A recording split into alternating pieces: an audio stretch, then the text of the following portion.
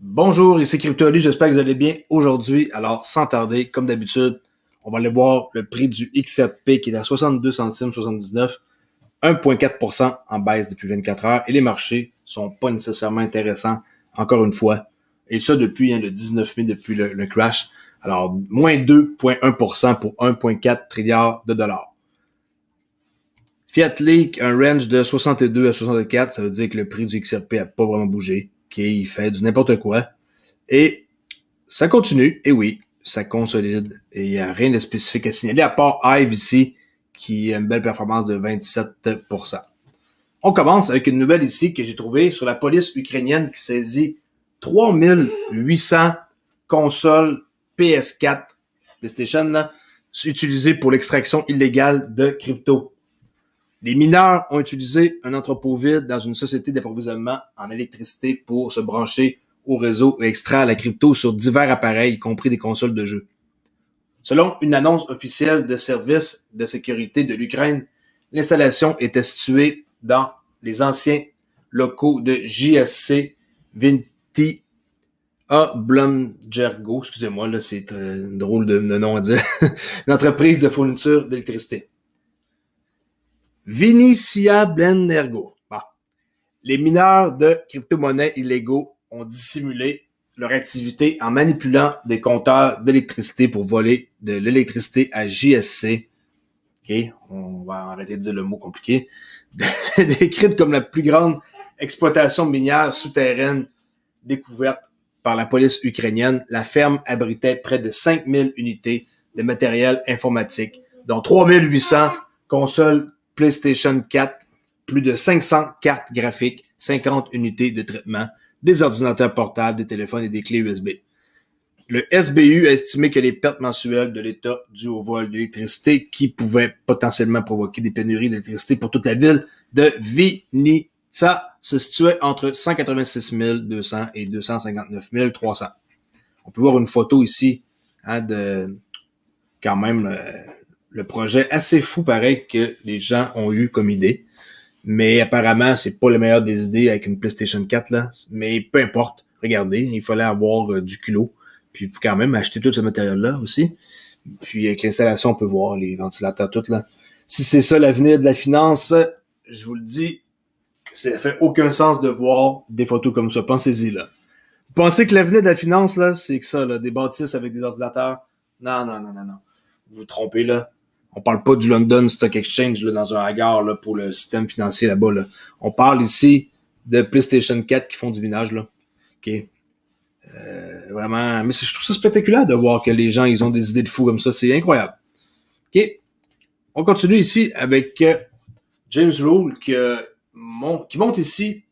Vous savez, le Ledger Expose Rich List, là, la Rich List des détenteurs d'XRP en pourcentage. Là. On peut voir les 0,01% de ceux qui détiennent 10 millions d'XRP. Présentement, sont flat, en attente. Oh, légère augmentation. On voit que présentement, c'est en train d'acheter. Ça, on n'a pas vu depuis une secousse ici, là, surtout pour ceux qui détiennent pas beaucoup d'XRP, là, 2000, 8000, 10 000. On voit ici que eux autres sont en train d'acheter. Ça, c'est très, très, très bon signe.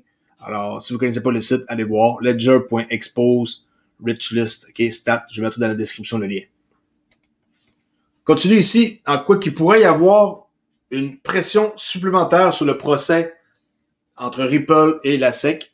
Et la Ripple s'impatiente, car le sénateur Warren a implicitement confié l'autorité à la SEC dans une lettre qui demande une réponse avant quand? 28 juillet, dans 2 semaines. Ripple Labs et ses cofondateurs ont de nouveau remarqué la déposition de l'ancien directeur de la SEC, William Inman, pour le 19 juillet 2021, selon une lettre soumise au tribunal. Les défendeurs demandent à la juge Sarah Netburn de rejeter la requête en annulation de la SEC avant cette date afin qu'il puisse prendre sa déposition ce jour-là. Ripple veut que sa déposition, pour sa connaissance unique et de première main de réclamation et de défense dans l'affaire, y compris un discours dans lequel il clarifie le statut de l'Ether, qui est l'Ethereum, et Bitcoin. Bien que la Security and Exchange Commission des États-Unis insiste sur le fait que les paroles de M. Inman étaient les siennes, et ne représentait pas la politique du régulateur de la cryptographie, la SEC pourrait ressentir suffisamment de chaleur pour clarifier le statut d'Ethereum, surtout maintenant que sa mise à niveau est en train d'arriver là, tranquillement avec Ethereum 2, finalement tourner le procès contre eux, on dirait bien. Ils pourraient avoir des problèmes hein, de leur côté, on sait jamais. J'ai hâte de voir. Ici, toujours avec James Rule, qui fournit de très bonnes informations.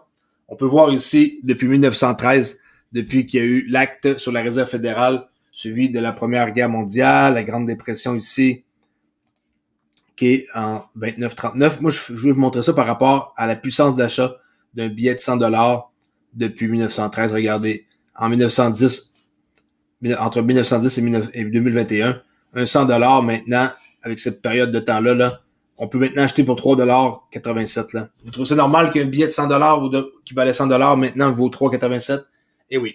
Et là, par la suite, on a eu ici, qu'on va aller voir bientôt dans ma vidéo, un peu d'histoire, là, j'aime bien, là, sur 71, quand Nixon a fait sa grande annonce par rapport à l'or.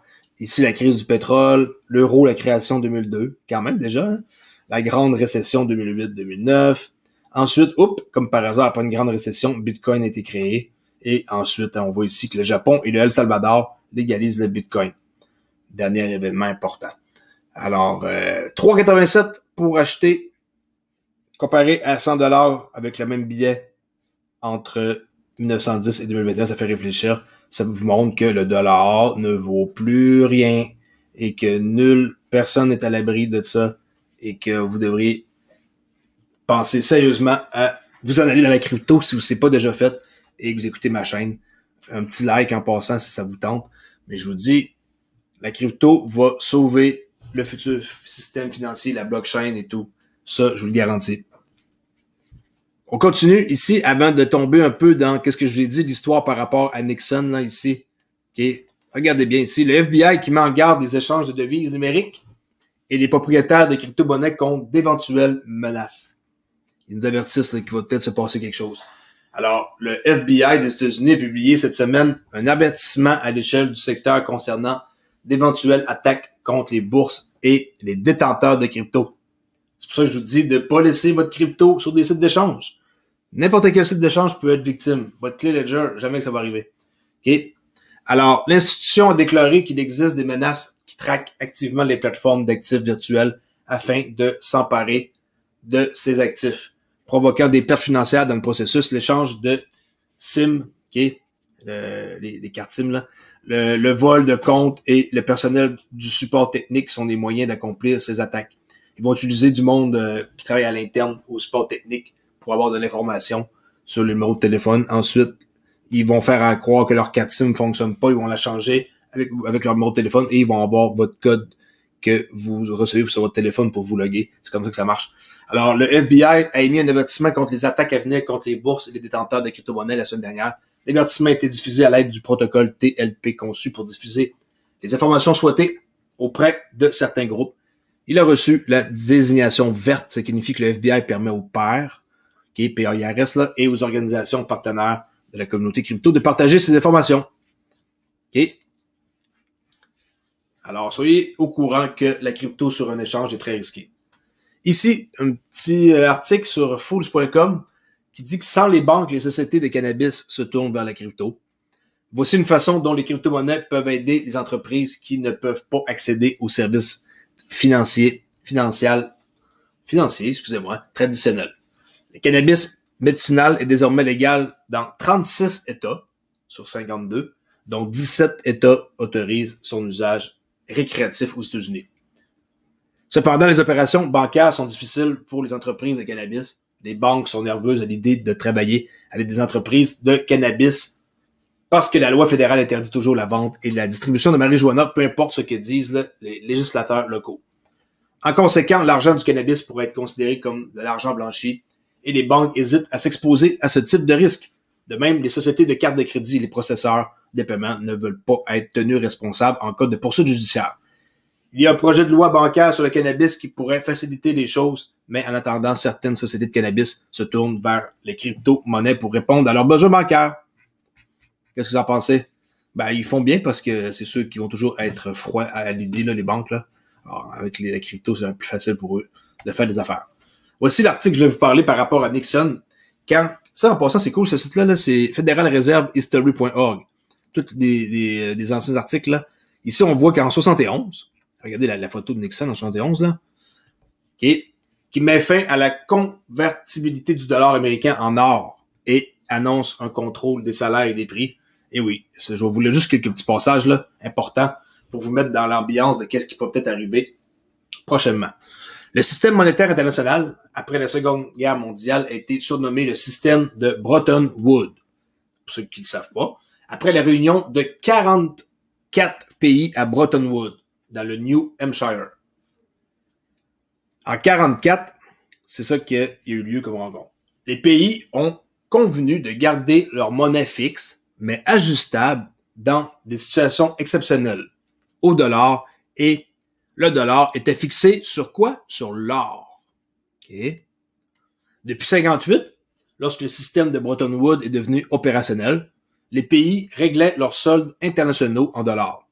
Et les dollars américains étaient convertibles en or à un taux de change fixe de 35 $ l'once. Okay, ça a été établi comme ça par les States. Les États-Unis avaient la responsabilité de maintenir le prix de l'or en dollars fixes et devaient ajuster l'offre de dollars pour maintenir la confiance dans la convertibilité future de l'or. On voit des photos ici, hein. Vraiment, là, avec Nixon, ici. Vraiment, vieille photo, hein. C'est toujours drôle de voir ça noir et blanc même, là. On dirait que ça nous rajeunit pas, là. Alors, le soir du 15 août 71, c'est ici l'important, là, Nixon s'est adressé à la nation. Une nouvelle devant la télévision, là, que tout le monde a regardé sur la planète, sur une nouvelle politique économique qui visait non seulement à corriger la balance des paiements, mais aussi à éviter l'inflation et à réduire le taux de chômage. La première commande consistait à fermer la fenêtre d'or. Les gouvernements étrangers ne pouvaient plus échanger leurs dollars en or. En effet, le système monétaire international s'est transformé en un système fiduciaire. Et voilà, c'est ce qui est arrivé le 15 août 71. Et par la suite, ils obligeaient les gens à aller vendre leur or sous peine de pénalité, d'emprisonnement et tout. Alors, vous ne pouviez plus le détenir de l'or en votre possession. Et oui, les gouvernements, quand ils veulent passer une loi, ils peuvent le faire. Y compris les vaccins. Désolé pour ceux qui... Je sais que ma chaîne est... Habituellement, je parle rarement de ça, mais oui, effectivement, comme en France, qu'est-ce qu'on peut voir, là, que le personnel de la santé là-bas est vacciné à 90% qui ont dit tantôt aux nouvelles, 90%. Mais, tu sais, je veux dire, c'est les premiers hein, sur le terrain, mais à quelque part, ils peuvent pas obliger, mais c'est les premiers sur le terrain à recevoir des patients. Fait que c'est sûr et certain que là-dessus, on en reparlera une autre fois, là. C'est un sujet qu'on pourrait discuter davantage. En passant, pour ceux qui veulent voir qu'est-ce qui se passe avec la SEC contre Ripple, il y a un document ici que je mets souvent là, en lien, là, comme tantôt. Court Listener, Docket, blablabla. C'est un document sur tout l'historique au complet de tous les rendez-vous et tout ce qui s'est passé avec Ripple et la SEC. 2 pages. Dernier événement qui s'est passé, on peut faire un refresh. Mais présentement, c'est Inman déposition, là, 9 juillet. On va regarder s'il y a un nouveau document qui est apparu, mettons hier ou quelque chose du genre. On fait un refresh. On regarde et non. Le dernier document date vraiment du 9 juillet sur la déposition de Inman ici. On achève. Il reste encore quelques bonnes nouvelles ici. Quelles entreprises de crypto suivront Coinbase? Très intéressant de voir. Vous allez être agréablement surpris. Alors, les entreprises de cryptographie, certaines âgées de quelques mois à peine, se tournent vers les marchés publics pour la liquidité. À ce stade, tout le monde peut devenir quelle entreprise annoncera son intention de s'inscrire ensuite. Le nombre d'annonces s'est accéléré après que la plus grande bourse américaine, vous savez, Coinbase, est devenue publique via une cotation directe en avril. Le prêteur de crypto BlockFi, le réseau de paiement transfrontalier Ripple, yes, ça nous concerne, et l'échange de crypto Kraken envisageaient tous de données publiques. Bon, Kraken maintenant, ça doit être les prochains, c'est ce que je pense. En plus, c'est rendu une banque. La bourse de crypto Epiphany, à suivre de très près eux autres avec leur projet, là, ils travaillent dans l'ombre, là, mais eux autres, c'est un concurrent à Ripple, hein, n'oubliez pas. La bourse à terme Bitcoin Backed, okay, ça aussi, maintenant, on entend parler. La fintech de prêt SoFi, là comme vous voulez, et la plateforme de trading de crypto-monnaie eToro ont prévenu de données publiques. Ils vont tous donner publiques. Alors, qui est le prochain? Les suspects les plus probables d'une nouvelle cotation publique sont les échanges cryptographiques qui pourraient concurrencer Coinbase, Gemini, Blockchain.com puis FTX. Ça serait eux les prochains, ok? Gemini, j'ai aucun doute, là. Ça, c'est sûr et certain que ça, c'est une question de temps.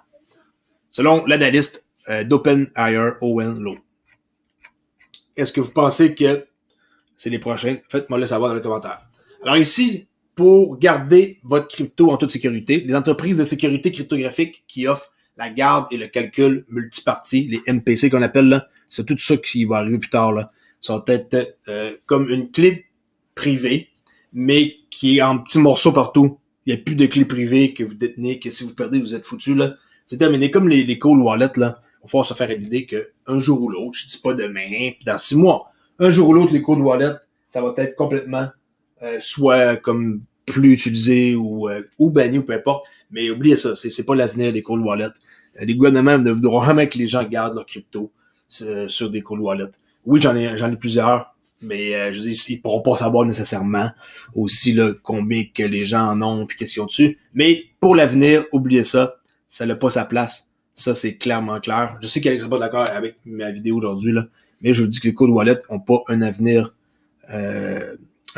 tout court. OK? J'aime ma Decent, j'aime ma Ledger, mais c'est pas avec ça qu'on fait des affaires, là. On n'arrive pas avec notre clé Ledger pour payer, pour aller chercher un paquet de gomme, là. C'est pas même que ça marche. OK? Même s'il y aurait une façon de faire, là, mais ça, c'est un autre sujet.